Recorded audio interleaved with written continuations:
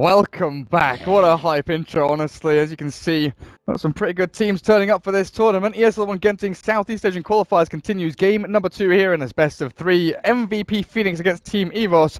And we had a little bit of an unexpected game number 1. EVOS actually took out MVP Phoenix in a bit of a back and forth game, but they did turn out to be the domineering force from Indonesia. Now, game number 2 is going to be a little bit different. We've got an Ogre Magi, and we've got a Luminous joining me as my co-caster. Yeah, Ogre Magi is the hero that I think MVP needed because no, they won their lanes, but I think the Bloodlust would have been a big part in terms of their pushing potential that they lack in the mid game. Also, I think they would have fought much better if they had an Ogre instead of, let's say, the Rubik or the Kato. Maybe the Rubik was fine. The Kato maybe could have wasn't able to fight as well as the Ogre will be. Looks like we're seeing a similar round of bans here coming out in the second phase. Naga being taken out once again here by Team EVOS. Is an annoying little hero. Well, I can get behind that. I think Ogre definitely kind of scales better than the Kotl, and Keeper of the Light often finds play where you've got some kind of split pushing hero that goes off to a lane, then you group up as 4, you drag them back into the fights. There really wasn't any element of that from MVP Phoenix. It was split a couple of lanes. You've got 2 heroes separated from the other 3, and if they were fighting, it was either as 5 or as 2 or 4. It was never really a bit of this, a bit of that. But MVP, Sand King, Ogre, 2 very, very aggressive heroes in the initial laning stage, while EVOS, exactly the same opener from them, Warlock and Juggernaut. And I'm excited to see what Francois brings to the table because, looking at a couple of their previous drafts, sure, he played a great puck in the previous game, but his Invoker was amazing in their previous series. In this qualifier, I know he plays Dragon Knight as well. He's not just a one-trick pony, he's got a few heroes up his sleeves. Yep, but I would give money to see that puck again because that was some good stuff. Maybe not this game, but could be the game 3 if there is going to be game 3. We have Ancient Apparition being selected here by MVP. So, first of all, it does a couple of things. The Ancient Apparition Ice Blast is quite good against the Healing Centric lineup that is the Warlock Juggernaut, as well as possibly the Enchantress being picked up once again. The second thing that it does very well is the ability to run a very aggressive duel/tri-lane.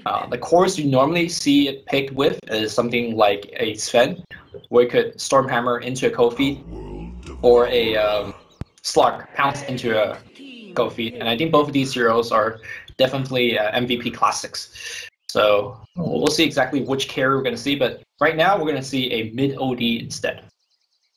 Mid OD, oh lovely stuff. Assuming Kuro is going to be picking up that one. I mean, if this Juggernaut does go towards mid, he can have a decent climb against the Outworld, just being able to get the Quelling Blade and Poor Man's Shield, last hit like a god for the first couple of waves, spin, gives him some safety from the Astral, as well as the regen against Healing Ward is a great all-around hero against the OD in a 1v1 vacuum. But when you add in Ogre and potentially an AA, we've seen MVP from time to time run kind of pseudo tri-lanes mid, right? They have these 2 supports that can float off their side lanes, move in towards the mid lane, sandwich into the opponent, and once again it comes back to Team EVOS with the Warlock. Not a great reaction hero, can't really do that kind of thing, can't really even TP in to save someone. He's not an Oracle or a Dazzle, doesn't have the potential to TP reactively and turn fights around or save someone and keep them safe from the aggression of MVP. While Axe, similar spot as a Slark in last game, it seems EVOS have quite a defined play style where their offlaner does get a lot of their farm priority, does get a fair amount of gold getting pushed into them, get the blink daggers up, initiation tools and stuff like that. Whereas we do see from quite a few other Southeast Asian teams, like Signature Trust comes to mind, they don't give a lot of farm priority to their offlaner, they kind of put a lot of it onto MyPro and Lakel's, their 2 core heroes, while Batrider or Axe or Sand King or whatever in the offlane is like, right, you get Arcane's Blink and then you get nothing after that. Yeah. I think with these kind of lineup that Team EVOS has been running, the biggest X factor generally comes from the 4th position player, which is, I believe, the blue player here, not the drafter, but maybe the captain, where he is expected to roam around and create a lot of space for essentially 2 of the 3 lanes. Wasn't that successful last game on the Enchantress, but obviously we saw him transitioning and able to do quite a bit with that. But we're going to see Invoker on the mid lane, and I gotta say, Invoker, not exactly the best hero to deal with kind of incoming roams. might actually be okay in a 1v1 against OD, but once that Ogre comes in, you better have somebody else backing him up, or Invoker is going to get run over. Absolutely. It gets so nasty. I mean, what kind of heroes do you think could work here? Earth Spirit fit at all? Earth Spirit is not necessarily good in terms of like a passive right-click 1v1, but Earth Spirit definitely could create chaos and a lot of kill potential. If you're looking for just a strictly mid babysitter, I'm thinking of something like a Juggernaut, something that could trade hits with Ogre decently. They might be thinking of something else though. Like, you do have quite a bit of setups on your team already for Sunstrike. Picking up one more on top of that wouldn't be too bad. Something like a Shadow Demon. Yeah. Although I don't know what the last time you've seen Shadow Demon, but I've not seen that hero at all. It's like gone extinct. We've seen it a couple of times from like VP here and there. We've seen it once or twice in Southeast Asia. It's been more of the Soul Catcher build. I think people have like given up on the Shadow Poison, because level 1 Shadow Poison is pretty atrocious right now. I mean, ST could potentially work. I'm just looking at this and wondering if the Ogre is going to be roaming around, if they go for like a Riki or something, or like Bounty was banned out in the first phase. But if they go for like a Riki to actually go around, annoy people. Ancient Apparition, a very static laning phase hero, can take a lot of damage in a short amount of time between Axe and Riki. Sand King, the Smoke Cloud, really gets on his nerves, not able to Burrow Strike or Sandstorm away. And even with the Invoker, you Smoke Cloud, you Cold Snap, you Orb of Venom, can find some sneaky kills here and there with a Forge Spirit and a Sunstrike thrown into the mix. 5 seconds. It definitely is a hero that could transition into a semi-core, which is very reminiscent of the Enchantress. But we're going to see Undying, so very similar to Jakiro in the sense where you have a hero that could mono against the Ogre quite easily, trade some hits. And if the Ogre kind of oversteps his boundary, you get Cold Snapped, you get decayed, and suddenly you're in a bad spot. Well, Zombie stacking up on you as well. Morphling, the final pick from MVP. That Ancient Apparition, not just a decent pick for themselves, but also a little bit of a block pick to make sure that EVOS doesn't go for it. Counter out the Waterman. Now, MVP, it feels like they've taken their foot off the pedal just a little bit. They're not going to go for the full all-out aggression, brawling, fighting, and diving in with Ursa and PA. This is like a complete 180, I want to say. Yeah. They've kind of set themselves up for that, post mid-game, sort of 35 minutes, this is our timing, this is when we'll have Blink, Ags, and Sand King, we'll have Morphling with, Dragonlance E-Blade, or... I wonder if he does go for the Linken's build this game. We've seen a few players skip Linken's and go for, Dragonlance Manta E-Blade, or even just, Dragonlance E-Blade, just to have the stats up and running and be able to survive a little bit in the mid-game, but we'll find out what Forev does, as he's the one to pick up that hero, and straight out of the gates. Willow TP's down towards bottom lane, but it'll be scouted already by Eden. No observers going to be placed by either one just yet, while on the other side, Dubu, the Ogre, is looking for the Undying, and he might just spot in the sentry, sneakily placed down there into that block spot. Full camp not going to be available while the pings come out saying, hey, maybe the Undying got a lane ward down a little bit further up. Little play by Undying there, gets very, very far forward. Do you think the Undying is going to be sitting sort of mid and top around this top third of the map, or will he's going to mirror the movement of Dubu. Like wherever Dubu goes, likely that's where he's going to go. Because the strength of Ogre is winning lanes, right? And if you could kind of rob that away from the Ogre by putting the Undying there, essentially, kind of trade even. I think he's likely to stay mid though, because Invoker probably needs a little bit of help there, but we'll see. Invoker at the same time don't want to share experience with the support. That's very true. Invoker juggling his balls. Where's Exor up and running? Francois, the fabulous X. Got himself a bounty rune, but it'll be one apiece here. No contest around the rune spots. The Velo so far has been given this off lane alone. Ubu, the Orb of Venom, has a smoke available as well, and I wonder if they'll group up with Febby. He's waiting on the high ground, so it looks like they want to make some kind of movement together at the very least. They move themselves back, so they secured this high ground ramp. Observer ward there. There's one a little bit further down towards the south for the mid lane. Moving towards the top to try and find potentially the Axe or the Undying, and level 1. These are kills that they can feasibly just go in and take very, very quickly. Yeah. Chilling Touch is no joke as a spell that provides a ton of damage, and they're waiting for any line to go through. I'm not sure if the smoke is going to break. Looks like not, and this could be a backstab. You definitely want to go for the axe, I think. It'd be a swisher to two, especially now the decay has been done. But no, they're going to go right onto the Undying. The right clicks are coming through, but because of the decay as well as the windlace, he's fine. Axe, though, however, taking quite a bit of damage, and in fact, no, he'll be fine. Man, I can't help but think that if they went for the axe right from the get-go, they get that kill. Or if they had, yeah, if they went for the... That's the thing, right? He missed the waveform. I think Forev's going to be kicking himself there a little bit. Going for the axe straight away, I think I agree with you. They would have killed him and maybe been able to transition to chip away at the Undying a little bit. But first smoke move, MVP. I saw them a little bit sloppy in game number 1, and definitely their kind of cohesiveness in terms of team play lacking as Dubu takes a spin to the face from Avil there. Mid lane, how's it going? Invoker up against the OD. 5 for 3, 6 for 0. Relatively even so far, but this is where the Forge Spirit comes out, and it's where OD have to be wary about trading regen and trading hits, because having a Forge Spirit is like having another whole hero, so a couple more hits. Yeah, maybe not the level 1 Forge Spirit, but yeah, as it ranks up, it's gonna be the big annoyance there. Just constantly watching this Undying, kind of hovering between 700 to 900 HP. Depending on how many decay charges he has on him, and you can see that the Ogre is not as big of a bully as we normally see him to be. Maybe it's gonna see him to poke him. Vale on the bottom lane having quite a bit of trouble. Well, level 2.5 forced out by Shadow Word of the Warlock, as well as Juggernaut just able to walk up and right-click him a fair amount. Vale even just burrow striked into Eden with a caustic finale on him. Is he dead? Shadow Word heal here, and I don't know if there's another stun. It looks like he is. The double damage rune from the Sand King proving to be a little bit too much. And First Blood not only goes to your offlaner, but it's a 1v1 where he kills off the support. Yeah. I mean, the Warlock went for the greedy play in terms of canceling the clarity, right? Which normally you could always get away with that, but double damage rune, you don't mess with that one. That's quick boots. Yeah. Yeah, boots as well as level 3, 2 points in the caustic. Juggernaut, even with that spin, has to be wary of positioning, and this is where Ogre starts to come in as well, right? It's got Bloodlust, throws the Ignite onto the Invoker, forces the Quast to come through with the regen. Might even pop that salve to get himself up to full.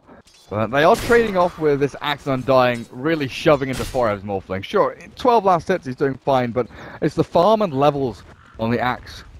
Really, you're getting a lot of here, which you shouldn't. Well, Febby, any movement like that is very, very scary against an Undying. You move a little bit too far out, you got sub 300 move speed, Undying with a Windlace with 330. Be interesting to see if he goes for an Orb of Venom on the Undying, just to go and punch the AA a bit. I think if he's gone for it, he would have looked to go for it a little bit earlier. The fact that he's got Windlace, getting a second kind of utility item this early in the game will slow down his boots, I think, a bit too much. So I wouldn't, but you know, if you get a couple kills with it, it definitely justifies its purchase. Yeah, you've got to think about slot redundancy as well, I guess, if you want to have tangos and wards and boots and salves and all that stuff. Your inventory can get a little bit full. I think that's been one of the biggest kind of issues with playing support in this patch, having Windlace, Raindrops, Blightstone, Orb of Venom, all these cool little items that you can pick up. Remember back in the days where your wards and sentries, they don't even take up the same slot? Yeah. That was the dark days, man. The dark days. The Middle Ages of Dota 2. For supports at least, yeah. Look at it, the decay. 2 stacks on him with the Battle Hunger as well. This is a great dual lane to dive towers. The Sunstrike actually finds him. Invoker gets the kill on Forev's Morphling up at top lane. Invoker had selections too. He could have strike Valo. Look at his HP as well, being kind of harassed very heavily on the bottom lane. So, yeah, Fabulous X is feeling himself as he is ramping his way towards the Hanamitis, I imagine. Boy, oh boy, and then Juggernaut is free farming bottom lane at the same time. I thought maybe with a... Or maybe... Soul Rip's there to heal Axe. Forev has a waveform in 4 seconds time. He's not going to be able to go and kill anything. It's level 2 with the heal, as well as the Undying behind. Ogre gets an Observer Ward again towards this top lane to give them some vision over the tier 1 and where the Axe and Undying are lurking around. difficult to go in on them. But yeah, I thought the Sand King would be able to apply a little more pressure onto the Juggernaut. But with the Warlock, Fatal Bonds, and the spin, just look at this! He's expended Burrow Strike aggressively, and he's probably going to die here. Velo goes in and gets dropped by the Jug. In the meantime, top lane, they do find a kill on the Undying at the very least, but I struggle to say it's just an Undying, but if you compare, you know, Sand King to Undying, it is just an Undying. Yeah, it really is.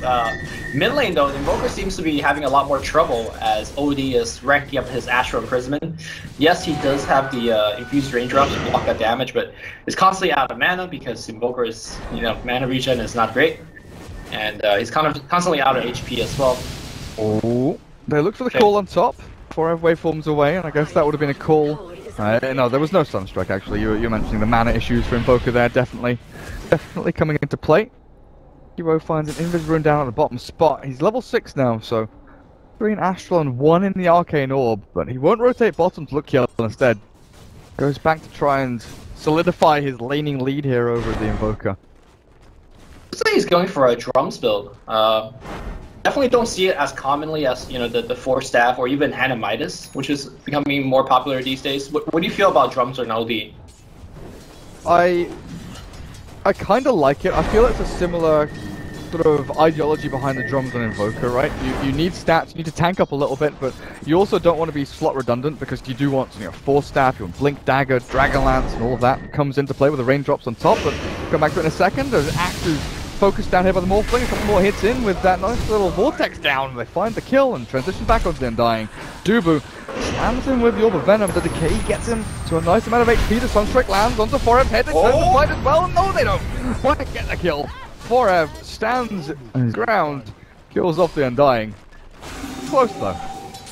Yeah, it's very strange that the EVOS dual offlane went into the jungle. That's where your best spell in that lane, Soul Rip, doesn't actually have the ability to count the creeps, because there were no creeps nearby. So because of that, they were unable to get that big heal that they depended upon, and lost 2 heroes for nothing. Meanwhile, though, looks like Juggernaut was able to pick up yet another kill, expending that first Omni Slash. Great Sunstrike on top. Find another one. 4F. Waveform soon. Just needs a few more punches, but look at that Soul Rip back up to like 2/3 HP. I mean, that's the difference, right? Yeah. If they had that Soul Rip in the jungle, nobody would have died there. But this is why, as an Undying, you don't leave the lane. Like, jungle fights is not your forte. And this is why we've seen the prevalence of this kind of 2-2-2 build, you know, 2 Decay, 2 Soul Rip early on, and then you go back into Tombstone.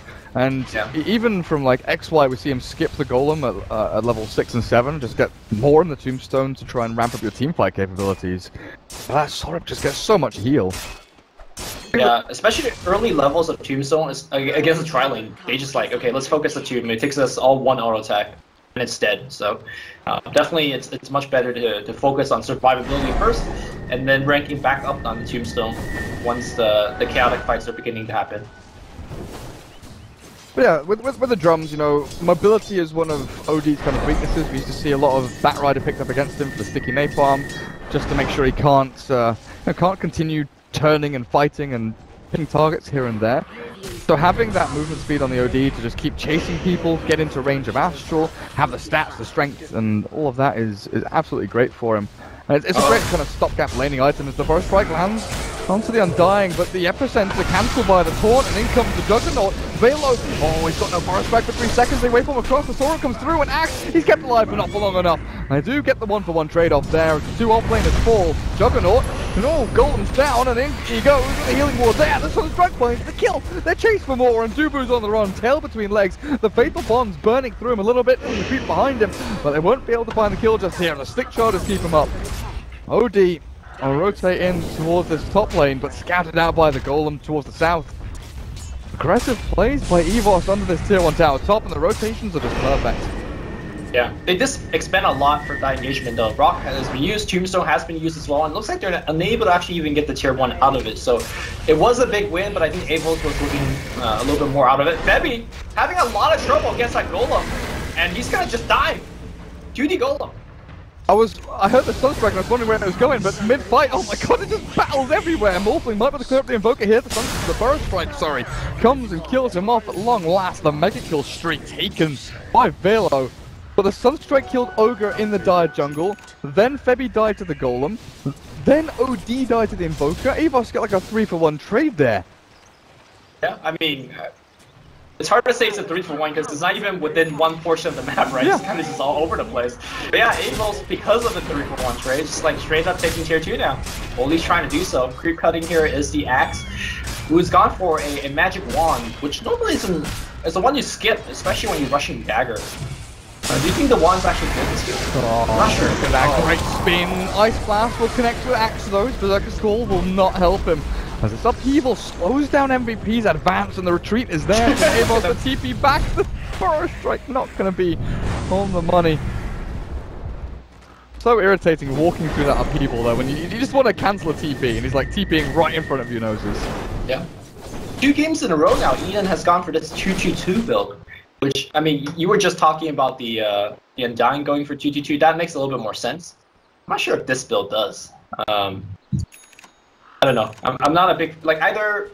Because both of them scale so well, and both of them are so good at maxing. I'm talking between Fatal Bond and Upheaval that generally just focus on one and leave the other alone. Yeah. But, I don't know. I guess, Kinda like Shadow Word being left at 2. Yeah, no, that's fine. Yeah, it scales. You could have maxed out people by now, that's my point. Yeah, okay. Maybe they're just thinking that, you know, with Berserker's Call and you know, Invoker getting into the Meteor soon, that they need a bit of Fatal Bonds to throw down. It's good to spread damage out across MVP. Yeah. The other thing about Warlock is that he does have a big mana pool, but he doesn't necessarily pick up a lot of regen items, so when you go for like a 2-2-2 build like this, you really stress your mana pool when you have to cast all 3 spells in a fight. I don't think it'll matter too much now that he's got Alchemist. And they've got Arcanes and Undying as well, so they've definitely got something to supplement the mana pool to themselves as Invoker gets a tower for himself, Midas, as well as Drums, Aquila, 6.4k net worth up at the top of the board with the Juggernaut. What we're looking at, he's level 11 as well, right?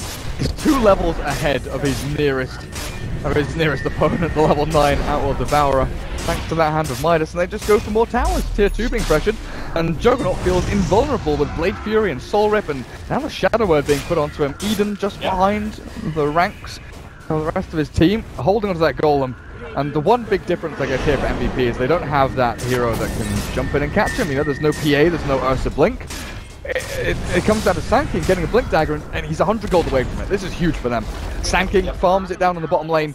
Blink is available, but they've already lost the tier 2. So it's going to come down to the next big tower defense or the next big fight if they can smoke and go and make something happen. Yeah, and a lot of these EVOS pushes, like you said, based on the sustain of the triple heal, Ancient Apparition Ice Blast does not give a 2 hoots about it. So if they get the combination going, as the scan picks up the tail end of the MVP gang, Juggernaut could get himself out of there. Yeah, the next defense is going to be huge. I gotta say though, I really enjoy EVOS' playstyle here. They recognize that MVP does have a better scaling late game with the Morphling as well as OD, so pressure them while you got the mid game strength. Also, you talked about the Invoker getting, you know, quite a bit of levels. Midas will do that for you, but also hitting Sunstrikes, as he does get experience across the map if he gets the kill. Baby! Ice Blast flies across, but the spin is there. Epicenter looks decent onto the Warlock and a little bit onto the Axe as well, but Halo putting himself away from the aggressive hordes of Radiant heroes just chomping down on them. And now, with Epicenter down, with Ice Blast and AA dead, can they Roshan with this? They will try. I don't think they have the fastest Roche lineup. With that said though, they do have double 40 Spirit as well as a drum. So if Invoker wants to pop that drum charge, they can actually bring it down relatively quickly. I guess with Sunstrike and Alacrity as well, you know, pop the Sword Spirit, get Alacrity on your Juggernaut. Yeah. There we go. That's the good stuff. Healing Ward will keep them alive. And even with this AA Ice Blast though. Available with the Ice Blast. The land on the 4, the Burrow Strike into 3 as well. Then Sandstorm coming in, the Ignite's down as well. Sunstrike not going to land onto anyone just yet. But Roshan dropping low. Velo in the pit still will die at long last. But MVP, they need to go in now. The hammer's dropped, but it's just no damage. Definitely Blast flies back into their faces. MVP, they're on the hunt. They've killed off 2, looking for more. Francois, 16 seconds until his invokes off cooldown. He cannot get himself into Ghost Walk. He's got boots of travel. He's going to TP himself away in the trees. And again, there's nothing to catch. Also, Sand King's dead. But Roshan's been left open for MVP. And I think that's going to be a freebie for them. Where was the Tombstone in that fight? I'm not sure. If they had Tombstone in this position, that would have been a totally different fight. But instead, The Ancient Apparition Ice Blast catching them big, and it's going to be Kyo taking up the Aegis for the team, as well as getting a lot of the solo experience, as most of his allies left the pit, and now he's suddenly a level 11, catching right back up with the Invoker. Something that EVOS definitely need to do is get this Blink Dagger on the Axe. You know, they've got a good chunk of farm on the Invoker and the Juggernaut, looking at the S and Y over on Illogic, but without the Blink Axe, and now jump in onto mid lane for a striking AA blast, and Francois, well, you are dead, my friend. Well, this is MVP strength now, with the Blink initiations from the Sand King, definitely making EVOS pay for their earlier transgressions. It's also not just the Blink, but also the Ice Blast. Like, remember last game where MVP dove for that Warlock in between the clump of tree and the mid tower? Remember that fight? Yeah. This one over here. Like, it took them so long to actually get a kill because of all the sustain and heal between Healing Ward, Warlock, and the Enchantress Steel in that game. This time around, whenever they find a pick, it's going to be a quick pick. And for heroes like Morphling and OD, they have so much mobility that once you do get the quick pick, you could quickly move on to the next target. So it really, the Ancient Apparition is allowing the two cores to play to their fullest potential. Instead of just like constantly just like punching at the Warlock and he's being healed up and so on and so forth. Looks like we do find yet another kill. Like you said, that Blink Dagger is very key. Yeah, I'm blasted to the back, looking for TP targets, and there's the Golem drop down and fatal bonds, the damage to the QO. Looks like it's good. You know, to take down the Warlock in the meantime, though, as MVP, it's time for hot retreat. The Invoker is going to be able to force spirits onto the target, not dropping too quickly. He's got Alacrity turn this one back as well. As Dubu chasing them, or leading them on a merry goose chase there as Bebby smokes away from the Golem. Don't actually kill Halo. Somehow the Sand King survived through all of that, and of course, Aegis on the OD kept him alive. Or brought him back to life, I should say, as my brain stops working for a second there. EVOS, no, you can't walk into this, they're stuck around, the damage comes through, and Invoker's gone for him. He's able to stick around as well, to clear up the Golem with QO's OD. And my goodness, the swing back from MVP Phoenix, stronger than ever. And that's the difference between having an AA or your team, the ability to give you the burst, compared to like Undyne as well as Warlock, which essentially there is no burst. They're very good at sustained fights, but when MVP is taking a fight on you to a different axis, they're not looking for sustained fight. They're looking to win the fight right from the get-go.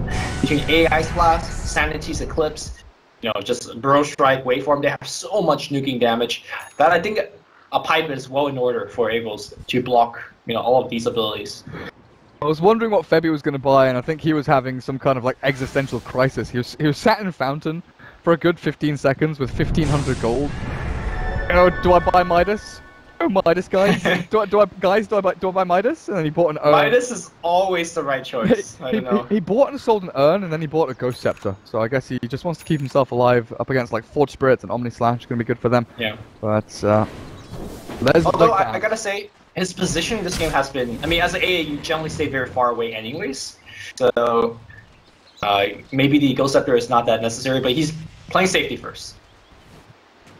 I don't know. I still think that if you get the Midas, you get that Ghost Scepter like within the next 5 minutes anyways.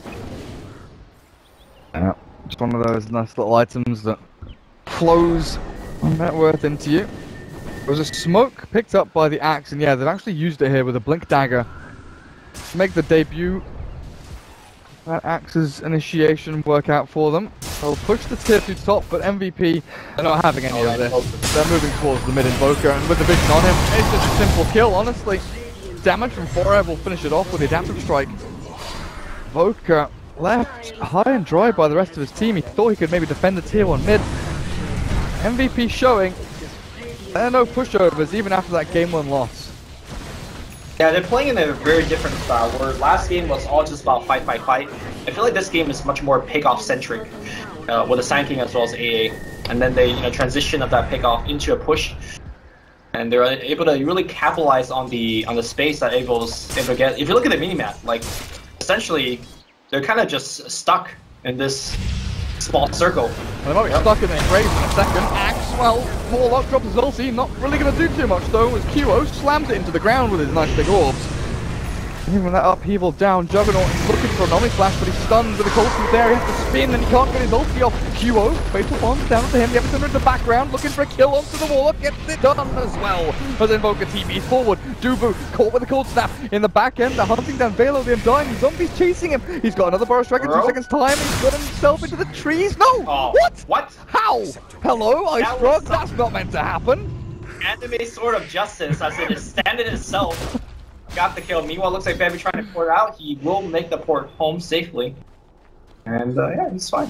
The 6-foot-long sword just getting himself over the stairs and up the ramp somehow. I don't know. Nice melee attack buffer there from Dota 2. Gotta love that stuff. But that is Warlock ulti down now. I mean, MVP maybe could have had that fight go a little bit better for themselves, but OD has his blink on top of that Rod of Atos, which we haven't really looked at too much. Yeah. Not exactly a very common item you see because most players are going for the Force Staff to the Dragonlance as, you know, just more survivability, but this is QO. He is looking for kills, which essentially he might be a little bit of trouble here as getting caught without the Astro. He pulled Astro himself now, but that's going to set up a Sunstrike animation. Can you blink? He can blink.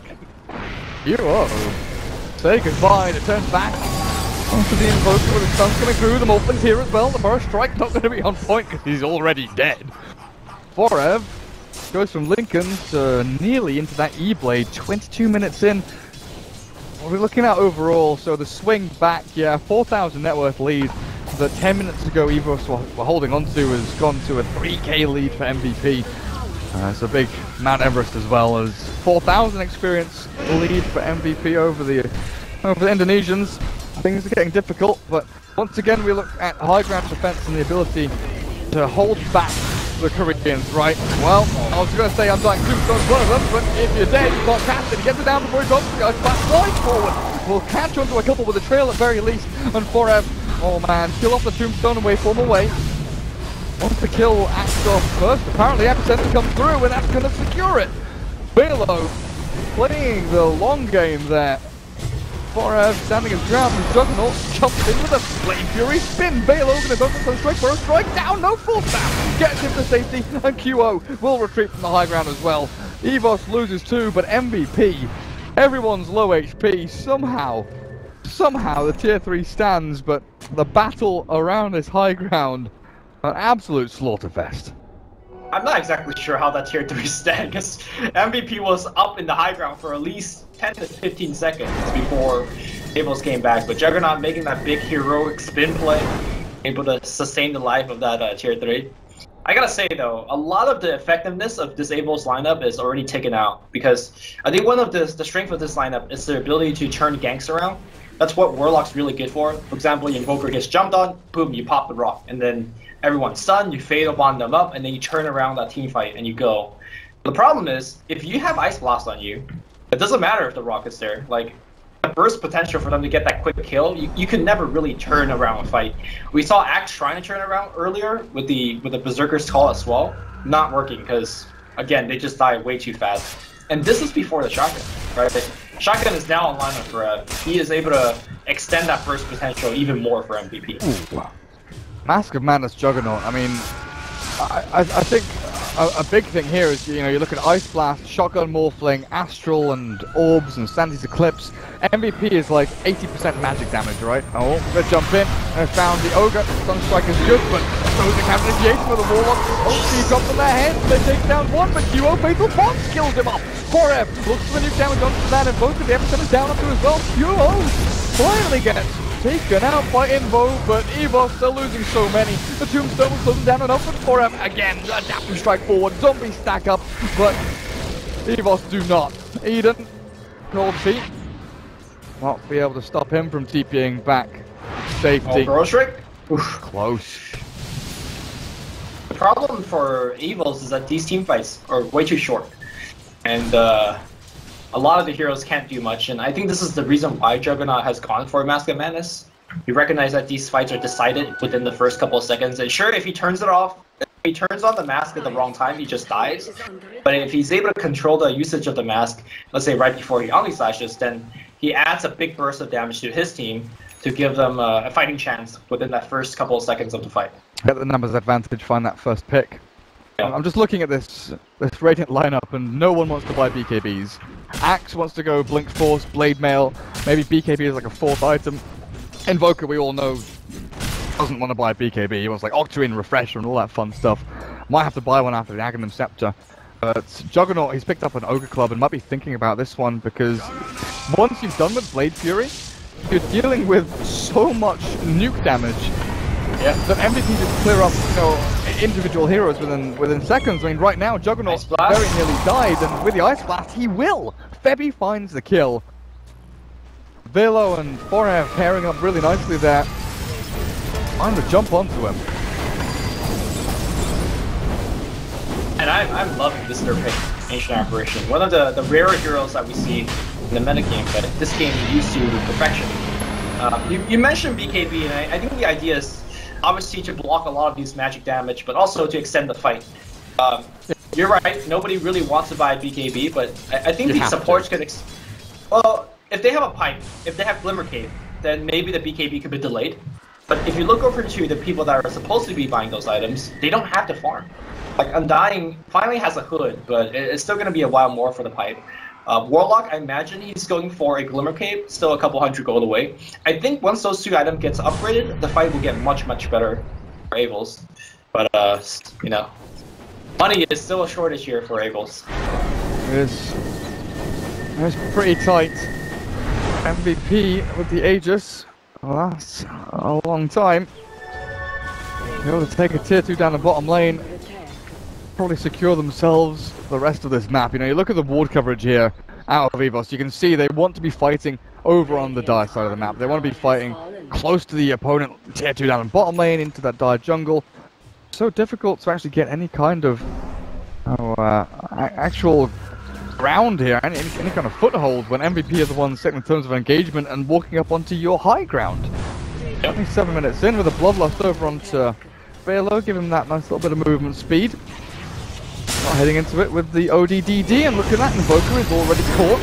Ice Blast forward, it's going to be enough. They've actually looked to kill him off with no buyback. This Invoker dead. Face upon the Warlock, ulti look good, but Dubu, you'll step in the air, and that ulti from Juggernaut doesn't come to anything. That Defender will be able to come through as well. The Aegis expended, but illogic.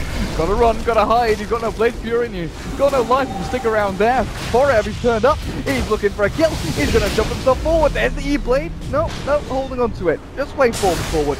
Waiting for anyone else in the background, and, well, I think, well, they've secured this game. Man, they needed a force staff. That Invoker was stood under tier 3, like, slowly being drained down by a billion spells, and then finally the Ice Blasted it. If they had a single force staff, that Invoker was saved. And, Glimmer? Oh god. Oh god, they've baited out the Glimmer on the Warlock so the Juggernaut would die. MVP.